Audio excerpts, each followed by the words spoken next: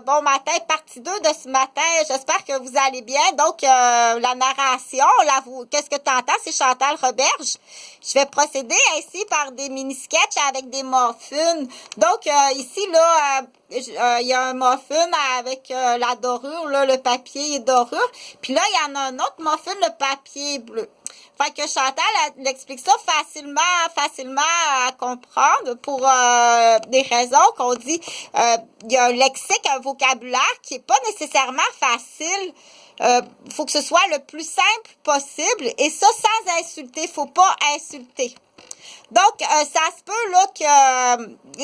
que les personnes qui, tiens, je vais prendre celle-là, elle dit, ça fait tellement d'années où il y a quelqu'un qui est né, est venu au monde dans une famille entourée d'un entourage aussi l'été dans un clan.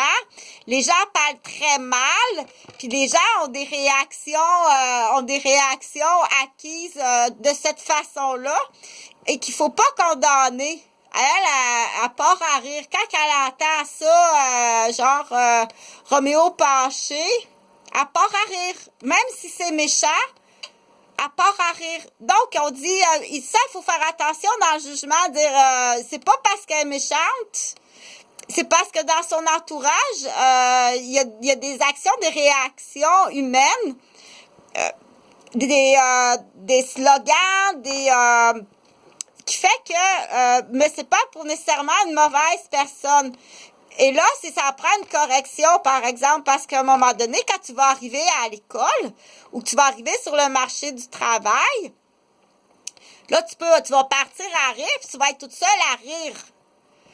Mais normalement, là, on dit normalement, ça devrait se corriger toute seule dans la normalité. Là, on parlera pas d'empoisonnement, on parlera pas de blessure par agression. On parlera pas d'empoisonnement par empoisonneur criminel. On parlera pas d'accident grave à la tête. On parlera pas d'agression grave à la tête. On parlera pas à ce moment-là, on parlera pas non plus de génétique spécifique ou d'un traumatisme, d'un manque d'oxygène par réanimation lors d'une noyade, d'un étouffement qui fait que la personne a des caractéristiques différentes puis que ça prend une rééducation au niveau du comportement, puis ça prend une rééducation au niveau comment marcher, coordonner ses mouvements, comment mémoriser, comment agir. Puis très souvent, réapprendre tout ça, c'est des années de cours de professionnels que très souvent qu'il faut payer, que c'est pas payé par la RAMQ, mais qu'il faut payer soi-même. Si t'as pas les moyens de payer, ben là, faut que tu fouilles sur Internet, faut que tu t'informes ou il faut surtout pas dire ou en parler entre vous autres, dire toi t'as eu assez d'argent pour faire réparer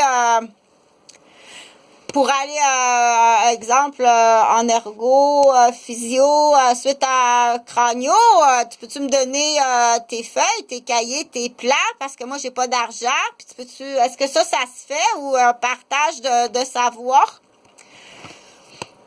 Peut-être que là, c'est des questions à poser. Donc, faut que ce soit le plus simple possible pour comprendre. S'il y a des mots, qu'il y a un mot sur deux que la personne ne comprend pas, un mot sur deux, on peut pas comprendre. Si tu prends un texte en anglais, là, on fait le test pour comprendre.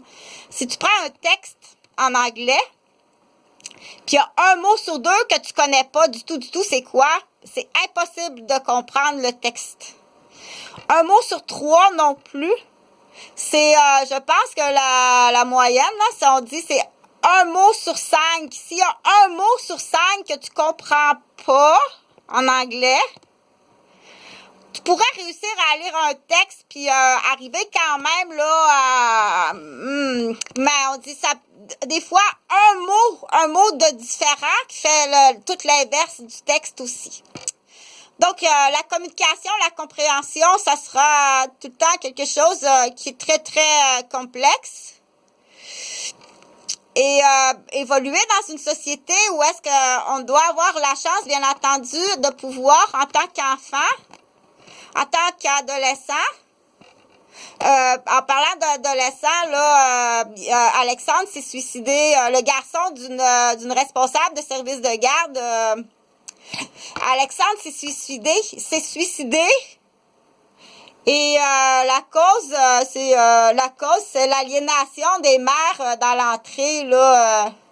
À chaque fois que tu croisais Alexandre dans l'entrée, toutes tes méchancetés vis-à-vis à Alexandre, t'es accusé de meurtre.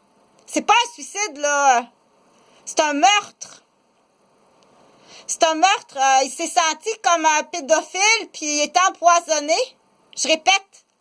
Il se sentait comme un pédophile à cause des mères de la garderie qui l'ont attaqué, mais vraiment attaqué avec preuve sur le sujet de la pédophilie juvénile.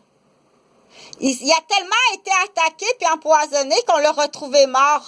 Il s'est pas suicidé, là. C'est un meurtre. Il y en a d'autres qui sont très malades.